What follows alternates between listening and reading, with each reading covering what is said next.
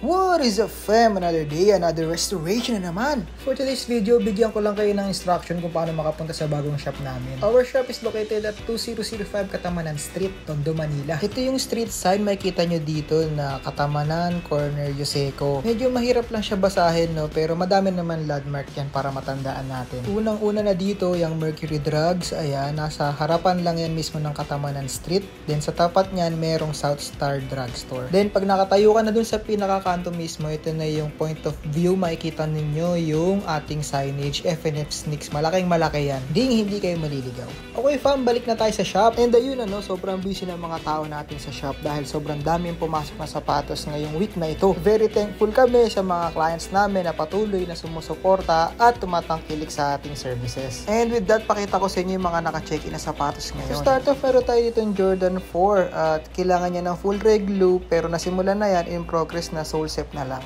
Then meron ditong leather shoes. Ayan, need din siya ng full reg glue. Marami yan ata, mga 5 or 4 sila na sapatos na full reg glue ang kailangan.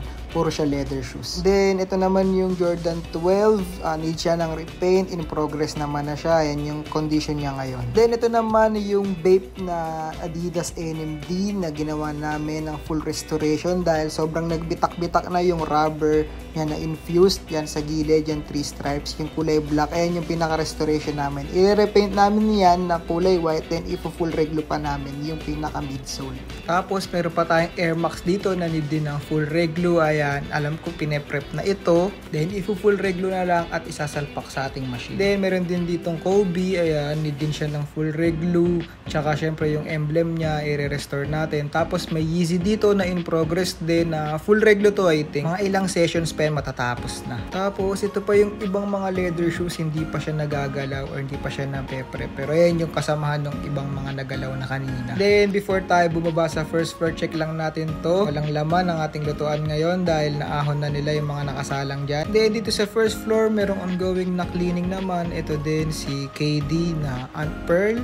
Tsaka may isang sapatos dito na suede yung ibabaw. Ayan. In progress sila for cleaning. Tapos in progress din for cleaning itong Jordan 1 na ito na black and white. Parang kakatapos lang nga yata nito i-decrease yung crease niya sa toe box. Tapos ayan, yung ilalim niya medyo ganyan na yung condition pero so far goods naman yung sapatos na yan. Tapos meron pa ditong Yeezy na nanligaw for cleaning din. Ayan, in progress na din ata yan. Tapos dito naman, ito na yung ating mga for checkout. Nakita nyo naman, meron dito Colehan na brown. Tapos ayan, may NMD pa na for checkout din. Tapos mga Jordan 11s. Yung mga yan is na reglo na natin, full reglo lahat yan. Hindi ko naman lahat dahil madami pa yan for checkout. Tapos bago kami mag-uwian, may humabol pa na isang sapatos for check-in din. Itong Converse na ito na sobrang dumi. Ayan, buti umabot si Kuya Rider. Sa mga gusto pong pumunta sa shop namin, open po kami ng 9 AM to 6 PM during weekdays. Then during weekends, makipag-coordinate lang po kayo sa admin ng page po namin at Facebook page FNF Sneaks for the scheduling of check-in and check-out ng inyong sapatos. And that's it. Kita-kits tayo sa susunod na video.